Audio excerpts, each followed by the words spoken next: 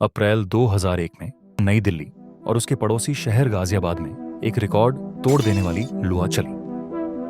उसी समय स्थानीय बिजली ग्रिड भी फेल होने लगा। पंखों या एयर कंडीशनिंग के बिना इन तंग कंक्रीट के घरों के अंदर की हवा इतनी घुटन भरी हो गई कि हजारों लोग अपनी सपाट छतों पर सोने के लिए मजबूर हो गए। 5 अप्रैल को लगभग 2 बजे रात में अनिल गोपाल नाम का एक आदमी ऐसी ही एक छत पर सो रहा था। तभी उस पर हमला हो गया। उसकी नींद तब खुली जब उसने महसूस किया कि कोई उसके हाथों और पैरों पर खरोंच रहा है। वह अंधेरे में उस घुसपैठिए से लड़ने की कोशिश कर रहा था। क्योंकि पूरे इलाके में बिजली गुल थी, इसलिए गोपाल अपने हमलावर को साफ साफ देख नहीं पाया। वह बस एक छोटे बंदर जैसे दिखने वाले जीव के बारे में बता पाया जो रात के अंधेरे में कहीं गायब हो गया। अगले 2 हफ्तों में ऐसे हमले एक आम बात बन गए। सुबह सुबह और भी कई लोगों ने बताया कि किसी ऐसी चीज ने उन्हें काटा या खरोंचा है जो तेजी से हमला करती थी और बिना कोई निशान छोड़े गायब हो जाती थी। गाजियाबाद में हुई ये छिटपुट घटनाएं उन पहली रिपोर्टों में से थीं जो जल्द ही पूरे शहर में एक बहुत बड़ी शहरी किंवदंती, अर्बन लेजेंड बनने वाली थी। जैसे जैसे यह कहानी दिल्ली में फैली, हमलावर के बारे में लोगों की बातें भी बदलने लगीं। जिन लोगों ने पहले एक छोटा बंदर देखा था, अब वे एक 8 फुट ऊंचे रूप बदलने वाले जीव के बारे में बताने लगे जिसकी आंखें चमकती थीं। इन अफवाहों में और भी बहुत सारी खास बातें जुड़ती गईं। कहा जाने लगा कि वह बंदर मानव, मंकी मैन, एक हेलमेट पहनता था जिसमें 3 बटन लगे होते थे, एक गायब होने के लिए, एक जबरदस्त ताकत पाने के लिए और एक बंदर में बदलने के लिए। लोगों ने तो यहां तक दावा किया कि उसके हाथों में धातु के पंजे थे और पैरों में स्प्रिंग वाले जूते थे जिनकी मदद से वह एक इमारत से दूसरी इमारत के बीच 20 फुट तक की छलांग लगा सकता था। पूरे शहर में दहशत और शक का माहौल बन गया। लोगों के झुंड, विजिलेंटी ग्रुप्स हाथों में लाठियां लेकर सड़कों पर गश्त करने लगे और दिल्ली पुलिस को उन इलाकों में 3000 पुलिसकर्मियों को तैनात करना पड़ा जहां सबसे ज्यादा ऐसी घटनाएं सामने आ रही थी। हालांकि किसी भी राक्षस या जीव का कोई सबूत कभी नहीं मिला, लेकिन इस दहशत की वजह से ही कई लोगों की जान चली गई। डरे सहमे लोग तो परछाई देखते ही अपनी छतों से कूदने लगे। एक घटना में एक गर्भवती महिला सीढ़ियों से गिरकर मर गई। उसे लगा था कि वह जीव उसका पीछा कर रहा है और वह उससे बचने के लिए भाग रही थी। इस घटना ने एक अजीब सी पहेली खड़ी कर दी। एक ऐसा जीव जिसने अपने पीछे कोई निशान नहीं छोड़ा था और जिसके बारे में लोगों की बातें भी एक दूसरे से बिल्कुल अलग थीं, उसी की वजह से अस्पतालों में भर्ती होने वाले लोगों की संख्या बढ़ गई और कई बेकसूर लोगों की जान चली गई। 3000 अधिकारियों और 50,000 रुपए के इनाम के बावजूद पुलिस को कभी भी किसी बंदर का कोई भी जैविक निशान नहीं मिला। भौतिक सबूतों की इस कमी के कारण गुरु तेग बहादुर अस्पताल के डॉक्टरों की एक टीम ने इन रिपोर्टों की जांच एक अलग नजरिए से करने का फैसला किया।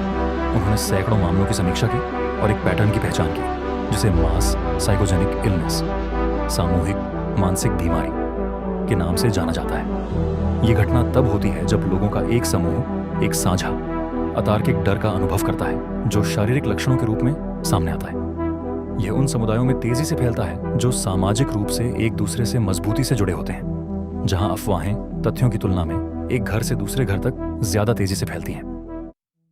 397 कॉल्स की जांच करने पर डॉक्टरों ने पाया कि 94% पीड़ित सबसे गरीब इलाकों से थे।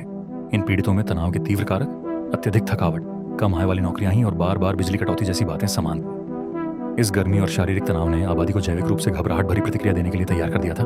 इन परिस्थितियों में मस्तिष्क आसानी से किसी सामान्य संकेत जैसे किसी आवाज या परछाई को गलत समझ सकता है और उसे पूर्ण आतंक के स्रोत में बदल सकता है। 2001 में इस मनोवैज्ञानिक संकेत को मीडिया द्वारा और भी बढ़ा चढ़ाकर पेश किया गया।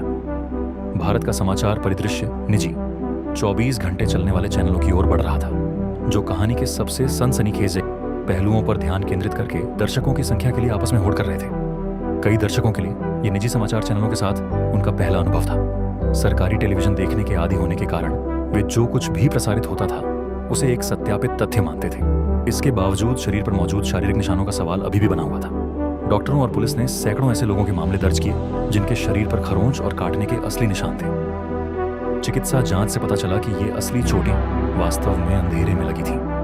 किसी काल्पनिक खतरे से बचने की हड़बड़ी में घबराए हुए पीड़ित आंखें मूंद कर भाग रहे थे और किसी ठोस वस्तु या फर्नीचर से टकरा जा रहे थे। बाद में यह पहचान की गई कि काटने के ये निशान आम गली मोहल्ले के चूहों और आवारा कुत्तों के थे। समाचार रिपोर्टों ने जनता के मन में एक स्पष्ट मानसिक छवि बना दी थी। जब किसी चूहे की आवाज या किसी टहनी की खरोंच से निवासी अचानक जाग जाते थे तो उनका तनावग्रस्त मस्तिष्क उन खाली जगहों को टीवी पर देखे गए साइबोर्ग बंदर छवि से भर देता था। स्थिति तब सुलझने लगी जब पुलिस ने अपनी रणनीति बदली।